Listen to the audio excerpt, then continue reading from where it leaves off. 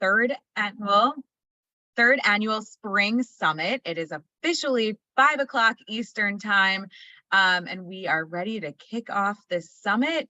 I'm Stephanie Dorfman. I'm the chair of Nutrition Entrepreneurs, and before we get started, we just have a few housekeeping messages and reminders. But first off, big shout out to Christy and Pam, who have planned this incredible spring summit along with their team, and Lori Egan, our executive director. You guys are in for such a treat for the rest of the week and all of the sessions that are included. So, a few housekeeping messages from our team. Please make sure that you check the organizer announcements under the community in Whova, as this is where all of the updates, all of the notifications, everything for Spring Summit from the Spring Summit Planning Committee will be posted for the duration of the entire summit. Pretty much everything that you need to know about Spring Summit is included in the Energize newsletter that you received in your welcome box, including how to access continuing ed certificates. If you're experiencing tech issues, which hopefully you don't, but sometimes it happens, make sure that you consult the Energize newsletter for more information. If you're looking for a PDF version for your computer of the Energize magazine newsletter, you can find it under resources in Whova and documents. And we'd love to hear from you during all of the sessions. So make sure that you guys are all active in the chat box throughout the session, and ask any Q&A in the Q&A section of Whova. So make sure that you are active there. We'll be responding. And if you're viewing the session on a mobile device, you can hide the speaker photo by swiping to the side. And this way the speaker photo won't interfere with you viewing the slides. So that is all of the messages that I have for you guys today. Again, I'm very excited about this. I cannot wait to introduce our first presenter, Wendy Bazilian. A little bit about Wendy. She's a writer, educator, food enthusiast, and award-winning journalist. She graduated summa cum laude with a Bachelor's of Arts from Tufts University, received her Master's of Arts from UC San Diego, and completed her doctorate in public health and nutrition from Loma Linda University summa cum laude, where she was awarded the top university honor, the Chancellor's Award. She's a registered dietitian nutritionist and American College of Sports Medicine certified exercise physiologist. Dr. Bazilian is author of Eat Clean, Stay Lean series, the Superfoods RX Diet, and has contributed to several books, including the James Beard and IACP nominated Golden Door Cooks at Home, and the original New York Times bestseller Superfoods RX. She maintains a busy private practice and serves on the board of directors for the California Academy Foundation. She was honored as Nutrition Entrepreneur of the Year for 2022 by our very own DPG at FENSI this year. She is a frequent nutrition and wellness presenter at scientific, medical, corporate, culinary, and public conferences and festivals, and is a regular nutrition advisor and source for the media. She's a frequent guest and nutrition expert on Live with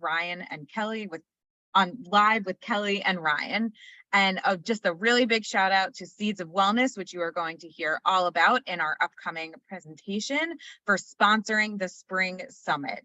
I cannot wait to hear this presentation and share it with you all. So without further ado, here's Wendy Bazilian and Seeds of Wellness. Welcome. I'm delighted and honored to be with you here today.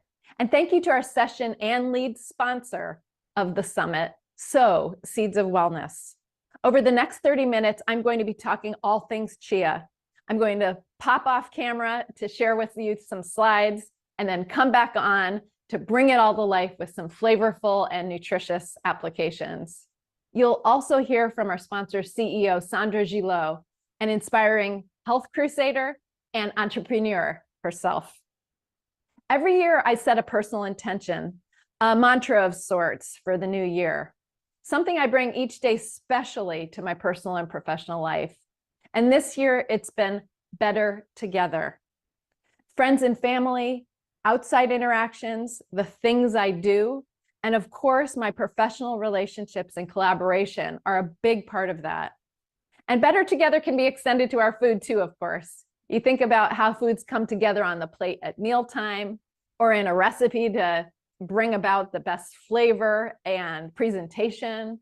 And of course, one of my favorite topics, food synergies, how the nutrients together enhance one another and amplify, and so on. It's all better together. Here we are together to energize during the summit. Nutrition entrepreneurship can be lonely at times, but these are the times, and this is the opportunity to be better together. Now, let's talk chia. Chia, seeds for change. Here's a bit about me, and you also have this in the speaker handout. And these are my current and recent disclosures. To set us the path forward, we're going to talk about all things chia today, bringing what you know to the next level and introduce you to cold pressed chia oil and other ingredients. I'll share about what makes chia special, nutrition, health research, and also how it's grown and processed through regenerative agriculture and sustainable practices. And finally, I'll demonstrate some culinary applications for chia seeds and chia oil to boost nutrition naturally, but also the flavor and functionality in our everyday meals. Small but mighty. The seeds of change may start small, but in the right environment, they grow mighty. That can certainly be said of our work as nutrition entrepreneurs, but I also like to think of it as part of our beloved chia plant, whose tiny seed grains nourished ancient civilizations for centuries. In fact, the chia seed from the species Salva hispanica dates back more than 3,500 years in the Aztec and Mayan civilizations. And it was used for its natural quality of nutrients. It was nutritional first. It is the highest source of omega-3 found in nature.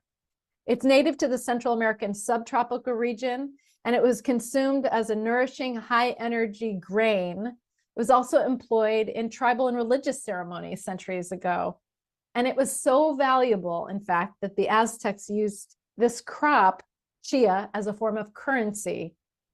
It was banned and replaced by European foods and crops like wheat and barley when the Spaniards invaded in the 1500s. But chia production lay dormant, which is pretty amazing to think about, for several hundred years until it sort of unexpectedly and enthusiastically reemerged in the late 20th century, in the 1990s. So chia is an ancient grain. As I mentioned, it's rich in vitamins and minerals, fiber, antioxidants, and healthy fats. Its so-called superpower, if you will, is the concentration of the omega-3 fatty acids, the ALA, the plant-based omega-3, as I mentioned, the highest form found in nature. And alongside it, the fiber, the protein, and the matrix of nutrients that have been shown to support gut health, metabolic conditions, heart health, and others. As you can see, 1 ounce or 2 tablespoons contains 5 grams of the plant omega-3 ALA, 10 grams of soluble and insoluble fiber, 5 grams of quality protein with a protein digestibility score, as you see there, of 0.85. In addition to being an excellent source of the omega-3 and fiber, chia is an excellent source of magnesium and phosphorus, and a good source of calcium, iron, copper, manganese, and selenium. Chia is also inherently gluten-free. It's low in sodium. And like other plant foods, it's naturally trans fat-free and cholesterol-free. And I think, interestingly, there are no known cases of allergenicity. It is proclaimed to be very low, if completely free of allergenicity. So perhaps you're surprised to learn, or maybe you already knew, I have a smart group of fellow dietitians among us today, that chia is actually an ancient grain. From a culinary vantage, we use it as a seed, of course, in a variety of applications.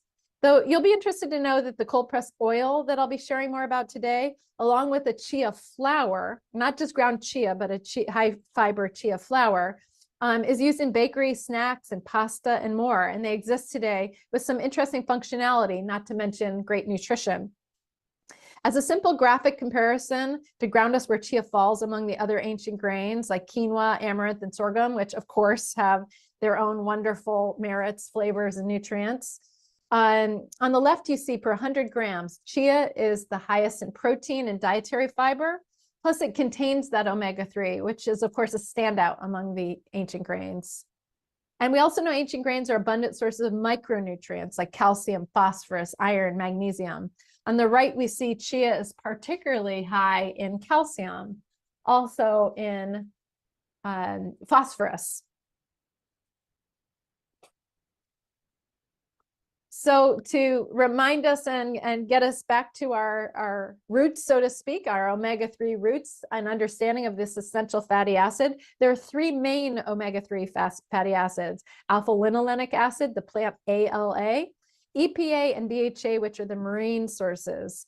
Omega-3s cannot be made in the body, therefore they're called essential. In fact, only the ALA is technically called essential, but they must come from food as a result.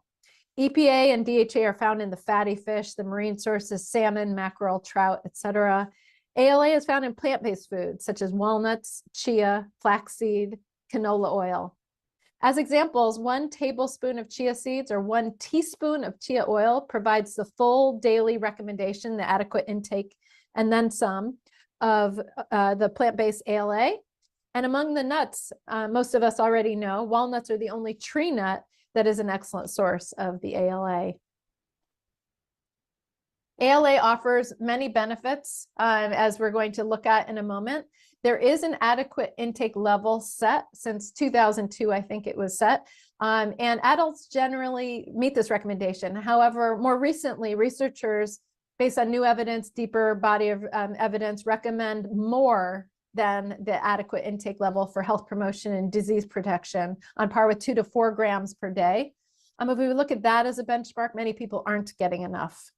There is no AI for DHA and EPA, but intake is generally low based on the recommendations rooted in scientific evidence. Here are some of the areas that have been researched already and with growing evidence about the benefits of chia: anti-inflammation related to metabolic conditions, type 2 diabetes, overweight and obesity, dyslipidemia, blood pressure, cardiovascular health, you see here, neuroprotective benefits, and also prenatal, pediatric, and maternal health. There was an important review published last year by Cisternas and Valenzuela and team, another last month, review articles on chia in specific, and in vitro, in vivo, animal, and human trials, and the areas of health research, benefit, the future, what we know, what we still need to know, and to still figure out. I encourage you to reach out to me for these papers. I have the official English translation of Cisternas and Valenzuela, which is published originally in Spanish. And it's a great place to ground yourself in this research, and I'm happy to help you access any other research you might be interested in. In terms of food trends, the fact that chia is plant-based, free of gluten, 0 net carbs, high in protein, it's no surprise that it makes it popular among multiple dietary patterns like vegan, the low-carb keto, phase, trend, craze, whatever you want to call it, gluten-free diets. And it's naturally a shoo-in for plant-based eating patterns and sustainable nutrition, as we'll see about in a moment in more detail. So we know that omega-3 ALA is an essential fatty acid. Some of the mechanisms are still unclear and more research needs to be done, but there are some insights. So I thought I'd share a few of them onto what those mechanisms might be and what are still under exploration. Some are related to the conversion of ALA to its longer chain cousins, EPA and DHA. Of course, ALA provides energy. It's one of our macronutrients. So through beta oxidation, it also supplies carbons for utilization and synthesis of other compounds. ALA also displays other effects, including competing for enzymes that are in common to the N6s, the omega-6 fats, so helping to establish a better N6 to N3 balance. In addition to playing those roles, it can help modulate cardiac ion channels in the body. ALA is converted to oxylipins that can contribute to vascular health and help with the reduction of inflammation. And importantly, and let's go back to our biology and understanding of cells, the type of fat we consume, like ALA, becomes part of our cellular membranes, those phospholipid bilayers, and that contributes to the flexibility and fluidity of cellular membranes and every metabolic process that passes across those cells, every single cell. There's some evidence that ALA works independently as well as in tandem with the longer chain, mainly marine-based omega-3s, EPA and DHA. And lest we forget, this is always in the context of the overall diet. It's not just ALA or the plant-based nutrient. It works in conjunction with the other nutrients, compounds, and other cofactors in foods like chia. So that's the matrix of the food. And very often they operate synergistically. Sustainability, an important topic in our field. As we look increasingly toward more sustainable nutrition practices in farming, processing, ingredient selection, and our food choices, while working to reduce food waste, we can foster the health of people and the planet. We can appreciate this about chia. It's grown with decreased use of natural resources using regenerative agriculture. Lower carbon emissions for the overall food supply could be a result. It helps improve and increase nutrient density to address population and public health. Chia is grown using regenerative agriculture in all its fields. That means natural barriers, crop rotation and rest intervals, no-till farming. And one of the most impressive aspects to me is that it relies only on Mother Nature for irrigation. There is no watering done by farmers. Chia is grown where the environment is a partner in its success. Growing and harvesting are eco-friendly and hands-on, and cleaning and processing are 100% electrical and mechanical, like cold press extraction and more. It's water-free. It's done without using chemical solvents or diluents.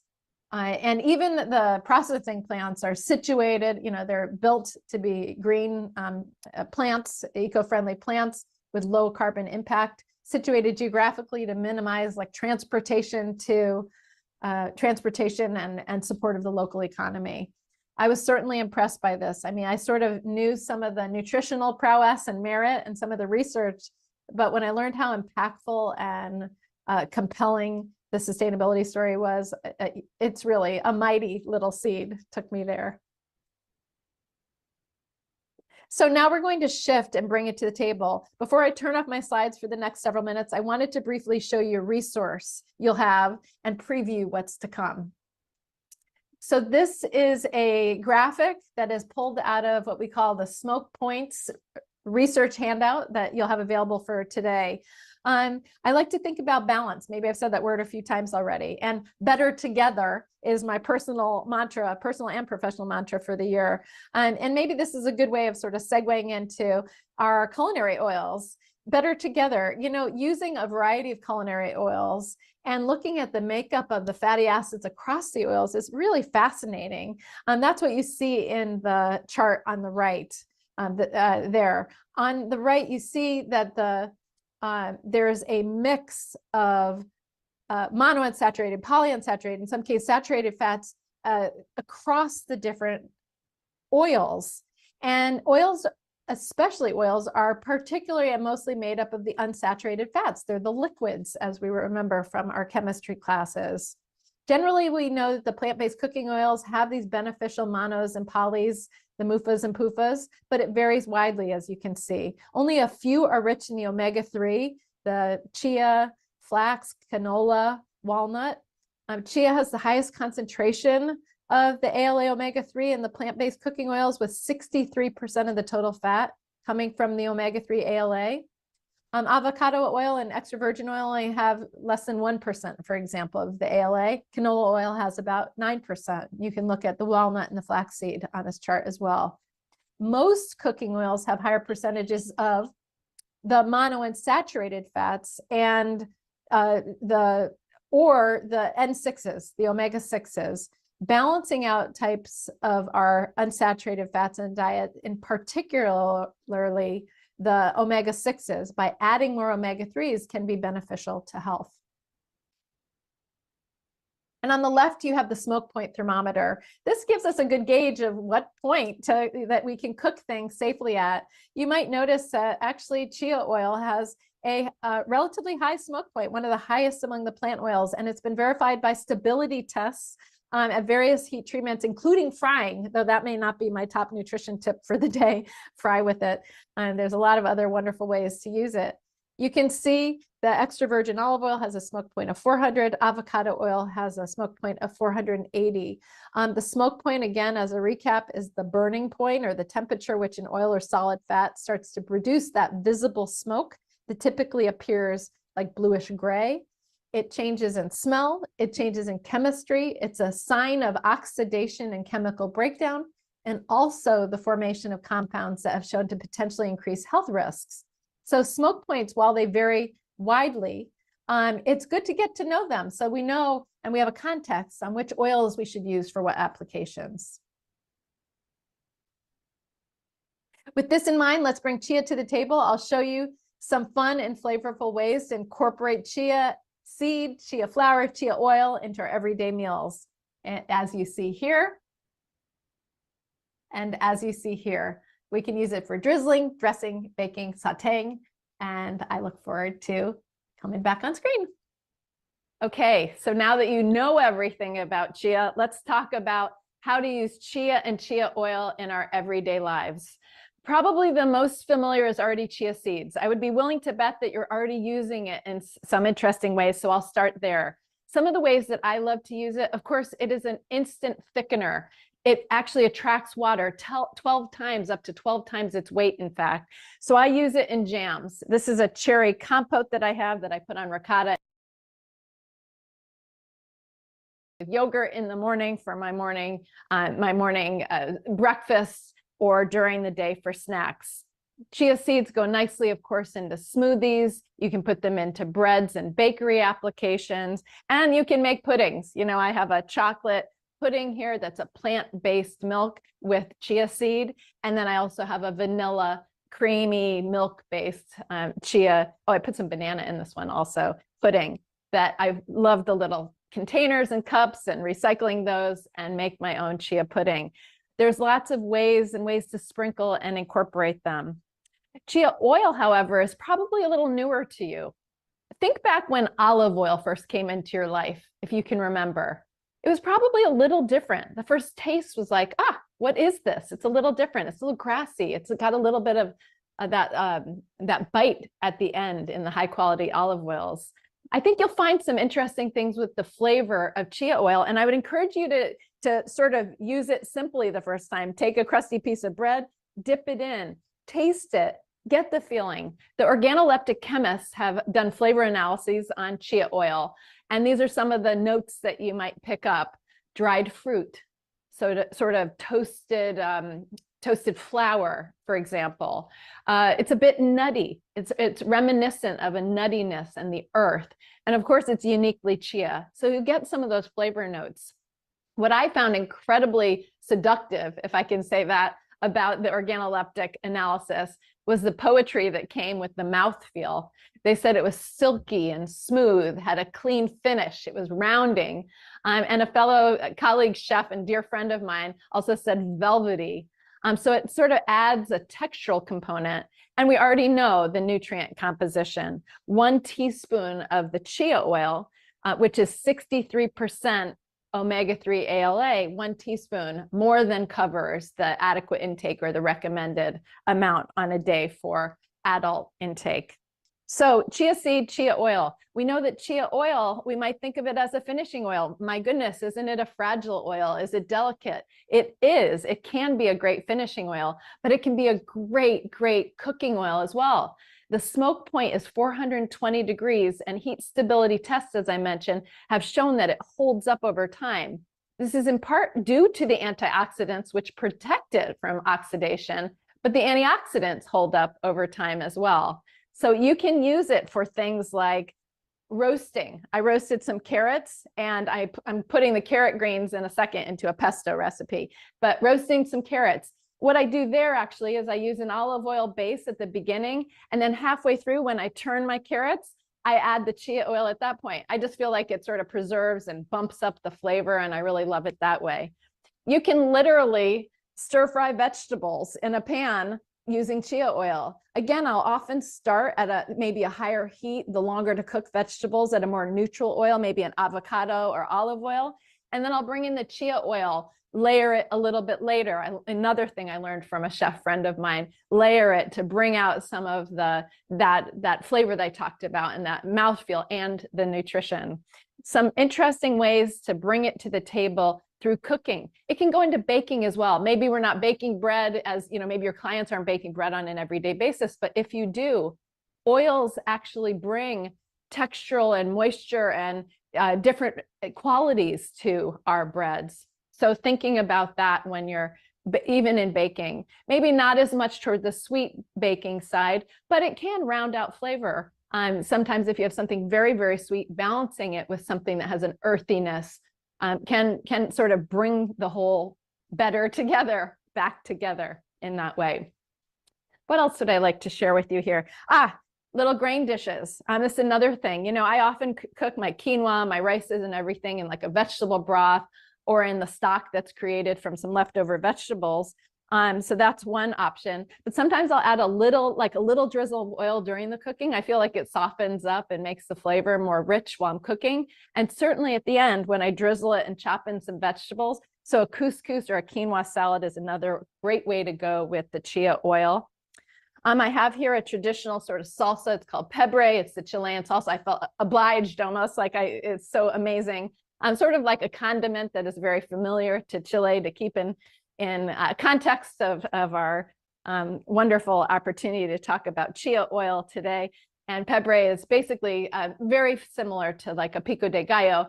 Sometimes has tomatoes, sometimes doesn't, but it features different kinds of peppers and onion and cilantro. And it's really great. And chia oil goes great there as well. Finally, just to round out here, pesto. You have your pesto recipe. I have mine. This I call besto pesto. Basically, it's handfuls, but about 2 cups of spinach, 2 cups of basil. The besto part is upcycling something. So I had the carrots, I have the carrot greens. I love throwing carrot greens or anything residual that is edible from your food, throw it in there. I already put in some olive oil, about 1/3 cup to 1/2 cup, depending. And then I do about 1/4 cup to 1/3 cup, experiment a little bit with the chia oil. I'm going to wing it there for today's purposes. And then all the other usual suspects are Parmesan. Some people don't put in Parmesan. I love it. Walnuts. So we're really building something with our pesto. And I use pestos, garlic cloves. I use pestos for all kinds of things. I make ice cube trays with them so I can pop them out and they can be a starter marinade or starter to some stir-fried vegetables. I use them obviously with pasta and things. Let's add a few chia seeds for the fun of it. Pinch of salt and a little bit of lemon into the mix. We just blend that up. I wish you could be here to smell it and to enjoy it, but this is the besto pesto I can come up with. I'm going to save you the blending until afterward. I'm going to send you on your way. If you need any materials and information, please reach out to me. And now I'm going to turn it over to our session sponsor, Sandra Gillot, a crusader for human health through her company, a fellow entrepreneur, 20+ years as co-founder of Benexia, and So, Seeds of Wellness, our sponsor for today's webinar.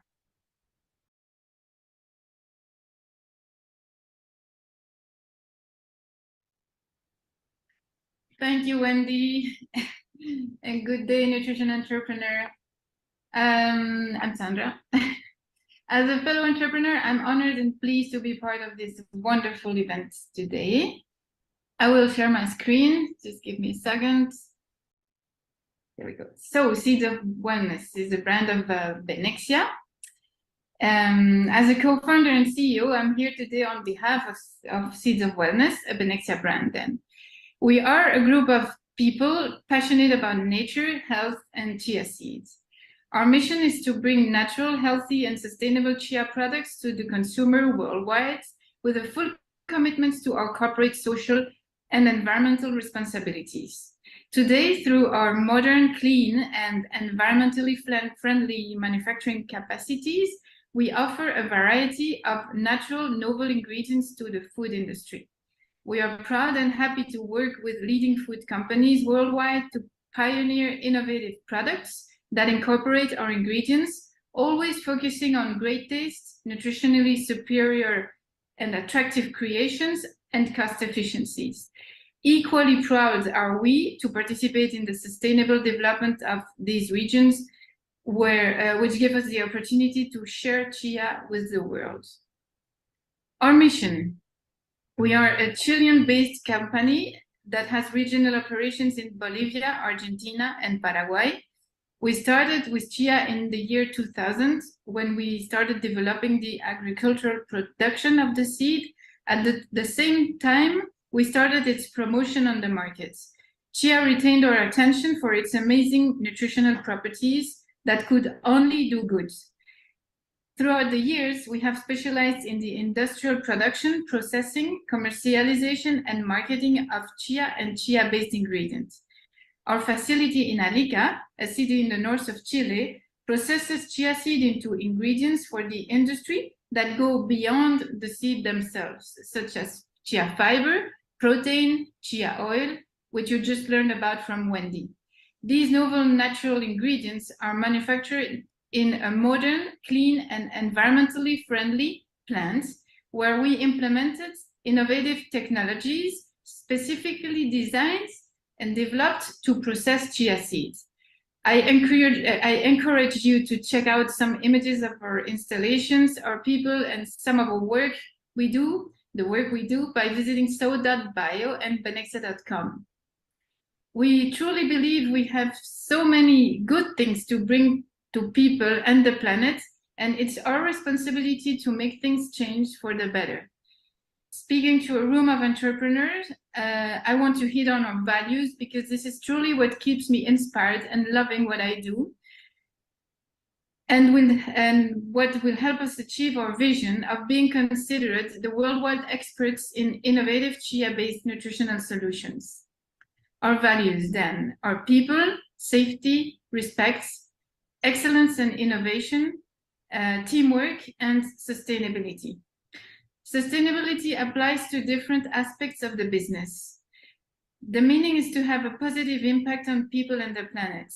In this aspect, Benexa is built on a very solid and sustainable structure, with 50% of the company owned by growers and the female leadership through my position as a CEO. Also, there are 40% of, there is 40% of females working in the company. Resources for you.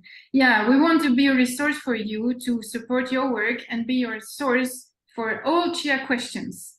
We have a collection of educational and culinary materials, research summaries and highlights, and in a few months we will be releasing a new comprehensive report on the states of chia science, health benefits, innovations, and more. All of these resources are available to you at so.bio. There we are. And thank you so much for the opportunity to speak with you today. We are truly honored to sponsor your Spring Summit and look forward to being a resource for you in the future. Thank you, Wendy. Thank you, Sandra, for your support and your sponsorship of us here today and throughout our Spring Summit. So I hope I've shared and convinced you of the small but mighty power of the chia seed. Chia's long and interesting story and relevance to human nutrition and health, how it can enhance our overall diet and contribute to sustainability goals, and hopefully some tasty and new ways to incorporate into your diet and that of your clients. Also, to come back to the beginning of my presentation where I shared my personal professional mantra for 2023, better together, I want to bridge to our practice of nutrition and dietetics. As nutrition entrepreneurs, how can we energize the theme of our summit and tap the idea of starting small, maybe our business or maybe a new idea, starting small and growing mighty? Here are a few tips I've anchored today in the 3 pillars of my own business for the past 20 plus years: eat well, move daily, be healthy, and how this can apply to our business practices.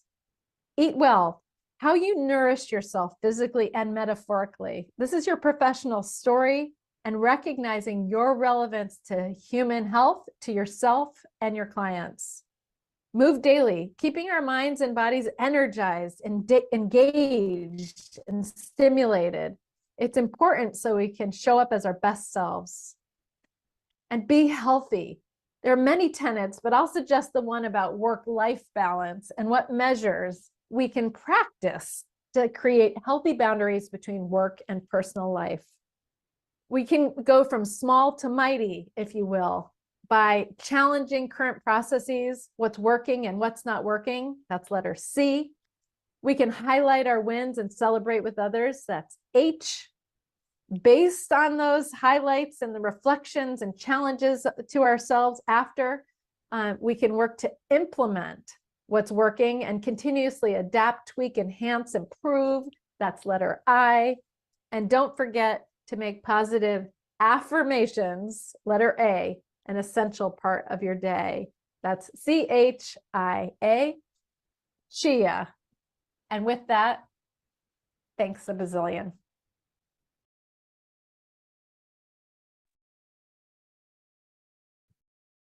All right. Hi, everyone. Welcome back. Hi, Wendy. How you doing? Hi, everyone. Thank you for, well, thank you.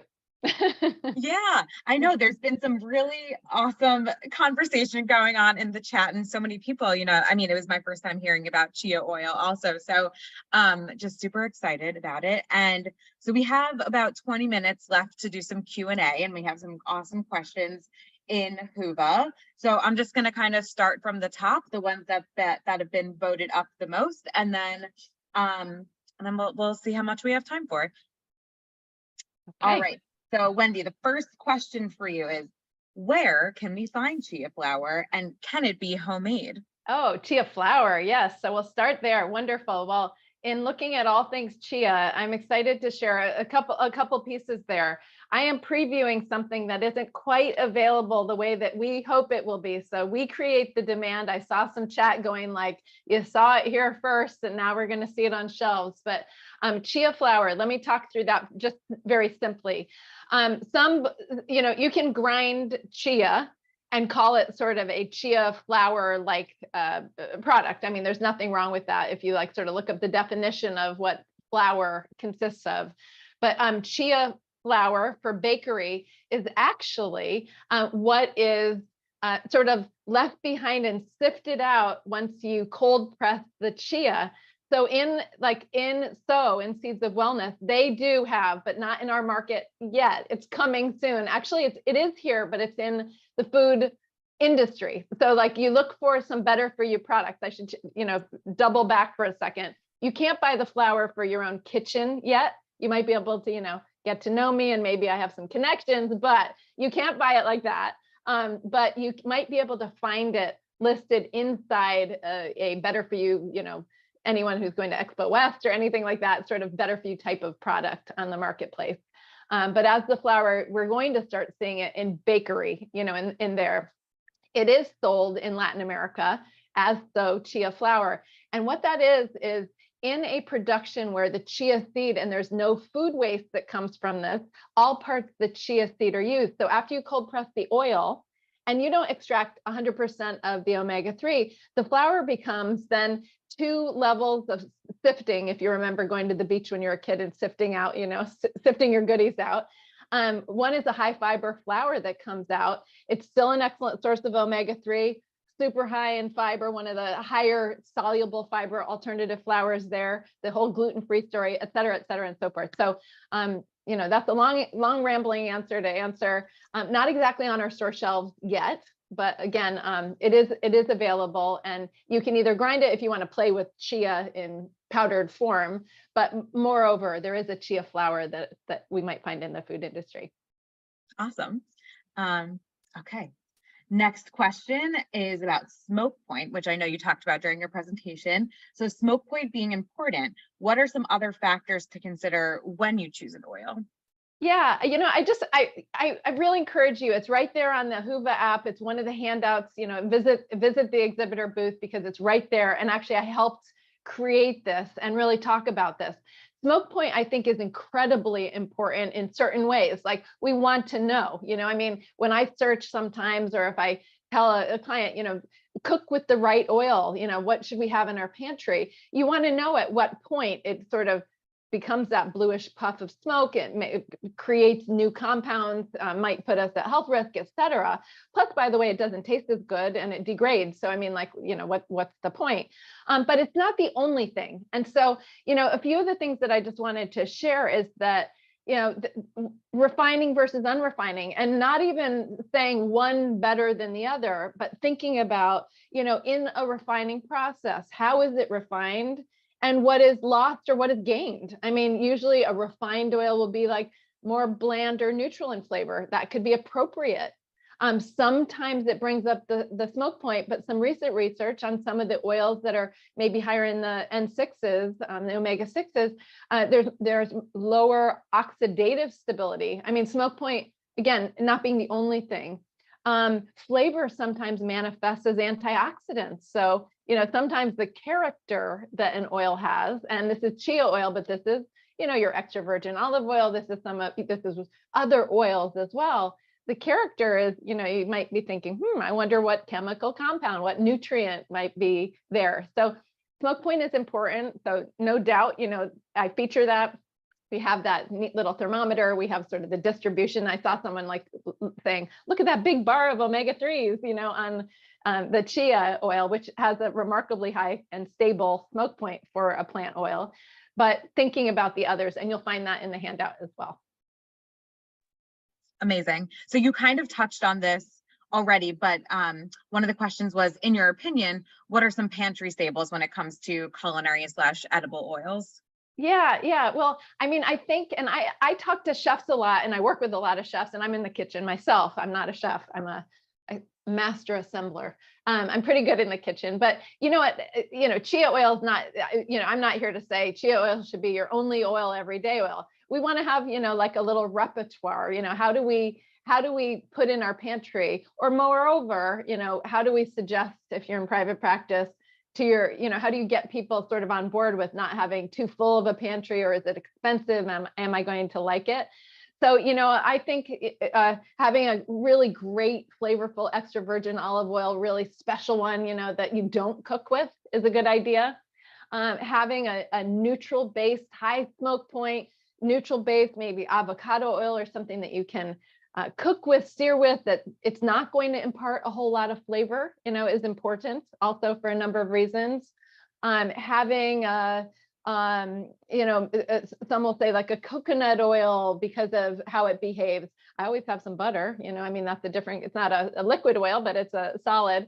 And then having something with nutrients and character and, chia oil would make an obvious, I'm making an obvious case for it, that brings a lot to your overall cooking repertoire. And then thinking about it, being like purposeful. I mean, some of us just sort of grab the same old bottle every day. And here's a quick tip I do want to share, Stephanie.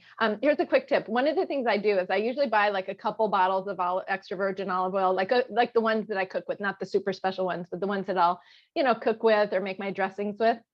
And one of them, I will like start working down on it, I'm using it. And when it gets to about like 2/3-ish, I'll like top it. I don't know if, I should ask the so folks, what they think of this, but blending is amazing. I mean, I know what they'll think of that, but I actually top it off with the chia oil. So then I create like my custom bottle. And then I like sort of have my, magic custom bottle there just through everyday use, instead of orchestrating like, special container and making a blend and all that. I just sort of do my everyday thing and then make some blends that way, and then mark them with a Sharpie so that I know what I have. That's so fun. I now see everyone like listening to this session, going home and making a label like magic special oil. Right. I mean, why not? Yeah. They're better together. I mean, I'm sorry, but I'm just going to go there. Yeah. Love it. Okay. And what is an advantage of using chia oil versus using chia seeds? Oh, well, mouthfeel, maybe you don't want to, I love chia seeds, and maybe you do too, and I use them for a lot of reasons, but maybe you don't want to crunch into a certain application, or if you're going to cook with it, or you're going to make a salad dressing, for example. Maybe you don't want it to totally gel up. The chia oil is the cold press. It's just the oil. It doesn't have the soluble fibers and all the mucilage. It doesn't. I'm gonna skip that word because I don't produce it. It doesn't sound that great. But the one that draws the water toward it.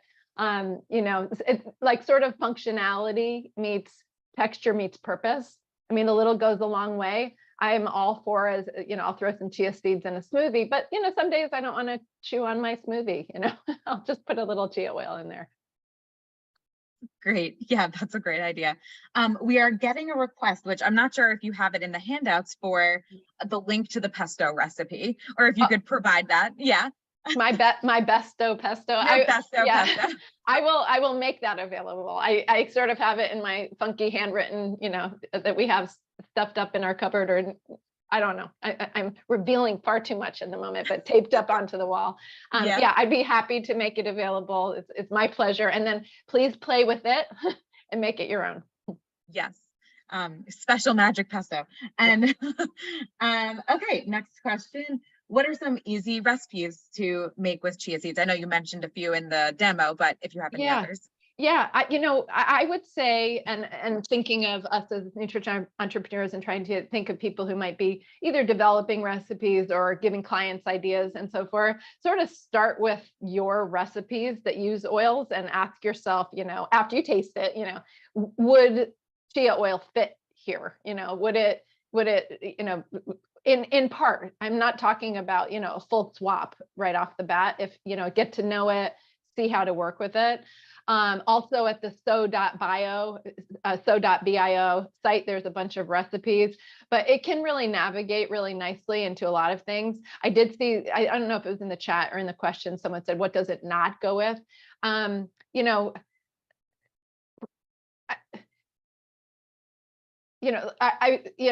had an unsuccessful attempt. I still ate it because I'm a nutritionist and I knew what I'm a little bit more forgiving if I know it's good for me. And it turns out maybe a really sweet morning muffin, where I'm going for like a banana blueberry feel and I get a little bit too, grassy or green. Maybe I don't want that. So, sort of the common sense.